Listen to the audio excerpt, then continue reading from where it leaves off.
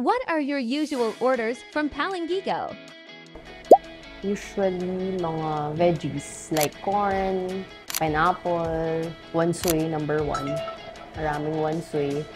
Tapos, cucumber, onion, garlic. Actually, lahat. How do you often restock with Palangigo? Siguro in a week, 4 or 5 times. So, almost every day. Can you walk us through your first experience with Palangigo? First experience, nung start, medyo rocky pa yung relationship. Para nagtutugma pa ng schedule and mga delivery dates and time. Pero after a few deliveries naman na, naging okay na. Parang nade-deliver na on time, nade-deliver na yung supplies ng tama. Saka naaano naman yung mga request ko, nagagawa naman. Yung mga sweet na pineapple, please sweet, naka-indicate, please sweet pineapple, lalagay sweet. Tapos dadating sweet din. Yung mangga, sabihin ko rin, if pwede sweet, sweet din siya. So, I guess nagagawa naman ng nila, paraan. Quality, good naman. Kasi di ba usually naka-plastic siya. So, most of the time, yung iba, nasisira na kasi mainit kulog. Pero with them, hindi naman. Kasi naka-net siya eh. Naka-net na plastic. So, yung vegetable, nakaka-breathe pa. Good quality. I would say, highly recommend.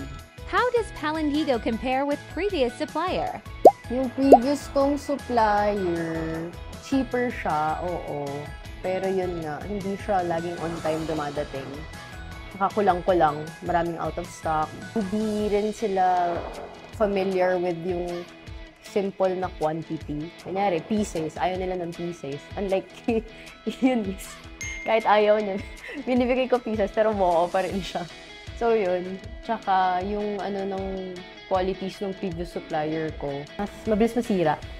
Unlike yung sa Palengke Go, fresh siya. How has Palangigo helped you save time? Before to mag-open yung resto, pupunta pa ako ng palengke. Like, every morning. So, hassle. So, ang ginagawa ko na lang, tinetext ko na lang lahat. Before, like, the day ends, na-message ko na lang si Eunice ko anong kailangan ko, ganyan. Tapos, ang maganda rin sa kanila, especially kay Eunice, hanggang gabi, nag-message siya. So, yung mga nakakalimutan ko, nagagawan pa rin niya ng paraan para next day, madedeliver niya. So, good. Good siya. Good experience. Would you recommend Palangigo to other restaurants? Yes. 2 thumbs up. Experience the difference today with Palangigo, delivering freshness every day.